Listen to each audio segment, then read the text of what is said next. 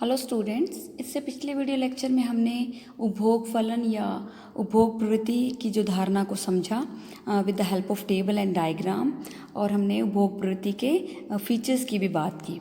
आज हम बात करेंगे उपभोग प्रवृत्ति के प्रकार की, kinds of propensity to consume.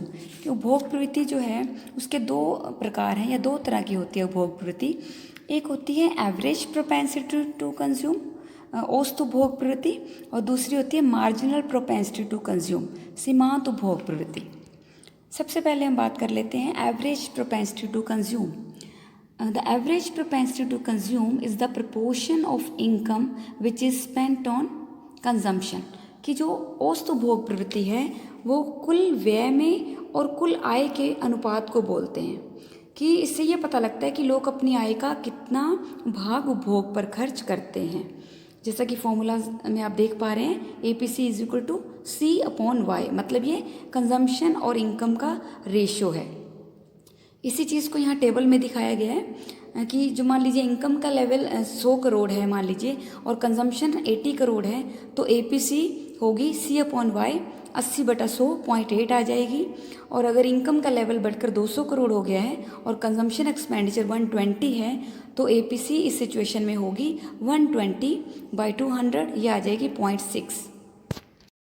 तो इस तरह से कुल उपभोग व्यय को कुल आय से डिवाइड करने पर एवरेज प्रोपेंसिटी टू कंज्यूम पता लग जाती है, या औसत उपभोग व्यय का अनुमान लगाया जा सकता है।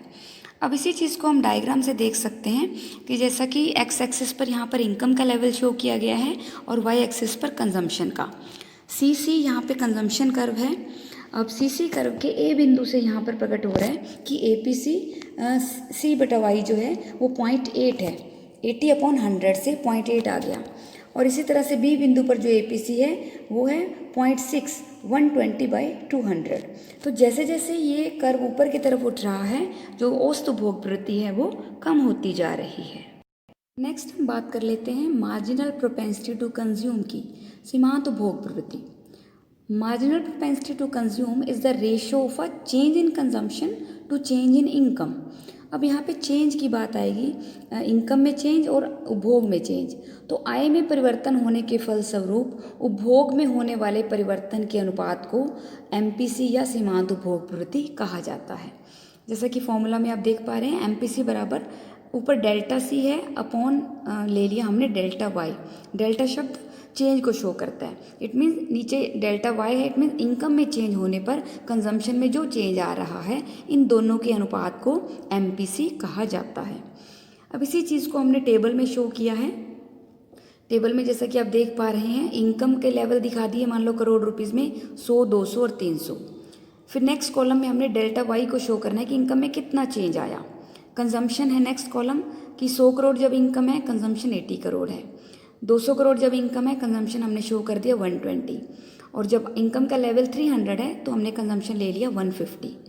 नेक्स्ट कॉलम में हम चेंज इन कंजम्पशन को लेंगे, और उससे नेक्स्ट कॉलम में हम MPC को कैलकुलेट करेंगे, जो कि डेल्टा C/डेल्टा Y से आएगी। अब मान लीजिए इनकम का लेवल जब 100 करोड़ है तो हमने कहा कंजम्पशन 80 करोड़। अब इनकम जब बढ़ के 100 से 200 करोड़ हो गई तो इनकम में कितना परिवर्तन आया, वो ये आएगा 200 में से 100 माइनस करके ये आ जाएगा 100 करोड़ चेंज। इसी तरह से जब उपभोग 80 था पहले और अब 120 हो गया, तो अब उपभोग में जो परिवर्तन आया, मतलब जो डेल्टा C है वो आएगा 120 में से 80 माइनस करके, मतलब 40। तो इस तरह हमारे पास डेल्टा C भी आ गया और डेल्टा Y भी आ गया। तो MPC निकल जाएगी। डेल्टा C यहाँ 40 है और डेल्टा Y 100 है, तो 40 को 100 से डिवाइड कर देंगे, ये आ जाएगा 0.4, तो ये आ जाएगी MPC। अब मान लीजिए इनकम और बढ़ जाती है, 200 करोड़ से 300 करोड़ हो गई, तो इनकम में चेंज फिर 100 करोड़ का, और कंजम्पशन मान लीजिए 120 से बढ़कर 150 हुआ, तो कंजम्पशन में जो चेंज आया वो 30 करोड़ है। तो नेक्स्ट इस इनकम के लेवल के सामने जो MPC हम दिखाएंगे वो आ जाएगी 30/100, मतलब 0.3। तो MPC क्या है, पहले 0.4 थी, अब 0.3 होगी। ये घटती हुई MPC यहाँ शो की गई है। इस डायग्राम में उपभोग प्रवृत्ति को, सीमांत उपभोग प्रवृत्ति को दिखाया गया है। जब इनकम का लेवल 100 है मान लीजिए, तो कंजम्पशन 80 था। अब मान लीजिए इनकम बढ़कर 200 करोड़ हो गई, तो उपभोग है जो वो 80 करोड़ से बढ़कर 120 करोड़ हुआ। तो क्योंकि जब एमपीसी का कॉन्सेप्ट लेते हैं तो हम चेंज देखते हैं। तो जैसा कि ए बिंदु पे पता लग रहा है कि ए बिंदु पे जो एमपीसी है वो 40 है। वो कैसे आया कि 100 से 200 करोड़ इनकम हुई तो डेल्टा वाई में चेंज आ गया 100 करोड़ का, और 80 करोड़ से 120 करोड़ जब कंजम्पशन हुआ है तो इट मीन्स डेल्टा सी में या कंजम्पशन में 40 करोड़ का चेंज है। तो ए बिंदु पर जो सीमांत उपभोग प्रवृत्ति होगी वो निकलेगी delta C upon delta Y वाले फॉर्मूला से। तो डेल्टा सी 40 है और डेल्टा वाई जो 100 है, तो 40 अपॉन 100 आ जाएगा 0.4। तो ए बिंदु पर इस तरह से सीमांत उपभोग प्रवृत्ति 0.4 है।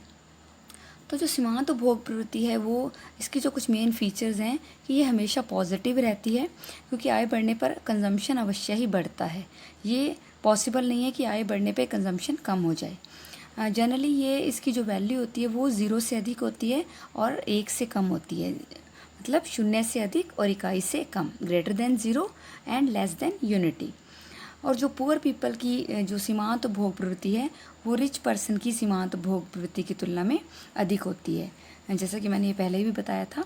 इसका कारण क्या है कि निर्धन वर्ग की क्योंकि इनकम कम होती है और वो अपनी आय में होने वाली वृद्धि का जो मैक्सिमम पार्ट है वो स्पेंड कर देते हैं कंजम्पशन पे, और इसी प्रकार जो अविकसित देशों की सीमांत उपभोग प्रवृत्ति है वो विकसित देशों की सीमांत उपभोग प्रवृत्ति की तुलना में अधिक होती है। दीर्घकालीन सीमांत उपभोग प्रवृत्ति की बात करें तो वो स्थिर या कांस्टेंट रहती है, क्योंकि इनकम में चेंज होने पर कंजम्पशन में भी लॉन्ग रन में उसी अनुपात में परिवर्तन होता है। बट शॉर्ट रन एमपीसी की बात करें तो वो घटती हुई एमपीसी होती है, क्योंकि अल्पकाल में इनकम जिस अनुपात में बढ़ती है कंजम्पशन में उससे कम अनुपात में इंक्रीज़ होता है। तो इस तरह से ये हमने बात की अभी सीमांत उपभोग प्रवृत्ति की, जिसमें हमने उसकी फीचर्स भी देखी। नेक्स्ट हम बात करते हैं प्रोपेंसिटी टू सेव, या हम कहेंगे बचत प्रवृत्ति की। तो जिस तरह से उपभोग प्रवृत्ति को हमने दिखाया उसी तरह जो बचत प्रवृत्ति है वो भी एक तरह से एक टेबल है, एक अनुसूची है जिसमें इनकम के डिफरेंट लेवल पर जो बचत के डिफरेंट लेवल को दिखाया जाता है, या हम कहें जो आय के विभिन्न स्तरों पर आय और बचत में संबंध दिखाए उस तालिका को बचत प्रवृत्ति कहा जाता है। क्योंकि केंज के अकॉर्डिंग जो बचत है वो भी इनकम पर डिपेंड है। इनकम के बढ़ने पे बचत बढ़ जाती है और इनकम के कम होने पर बचत कम हो जाती है। तो बचत प्रवृत्ति भी उपभोग प्रवृत्ति की तरह दो तरह की है। एक है एवरेज प्रोपेंसिटी टू सेव, औसत बचत प्रवृत्ति, और दूसरी है मार्जिनल प्रोपेंसिटी टू सेव, सीमांत बचत प्रवृत्ति। तो सबसे पहले हम बात कर लेते हैं एवरेज प्रोपेंसिटी टू सेव, औसत बचत प्रवृत्ति। जो औसत बचत प्रवृत्ति है वो एक विशेष इनकम के लेवल पर बचत और इनकम का अनुपात बताती है, या हम कहें एपीसी कैसे क्या फॉर्मूला है, एस अपॉन वाई, जो बचत और आय के अनुपात को बताए वो है average propensity to save. Next है मार्जिनल प्रोपेंसिटी टू सेव। सीमांत बचत प्रवृत्ति क्या बताती है, इनकम के बढ़ने पर या इनकम में परिवर्तन होने पर बचत में होने वाले परिवर्तन का अनुपात सीमांत बचत प्रवृत्ति कहलाता है। जैसा कि एमपीसी का फॉर्मूला है delta S upon delta Y, मतलब नीचे आय में परिवर्तन और ऊपर आपने बचत में परिवर्तन को दिखाना है। तो इस तरह से हमने देखा कि उपभोग प्रवृत्ति भी दो तरह की है और बचत प्रवृत्ति भी दो तरह की है। इससे नेक्स्ट वीडियो लेक्चर में हम बात करेंगे उपभोग प्रवृत्ति के निर्धारक तत्वों की, determinants of propensity to consume. Thank you.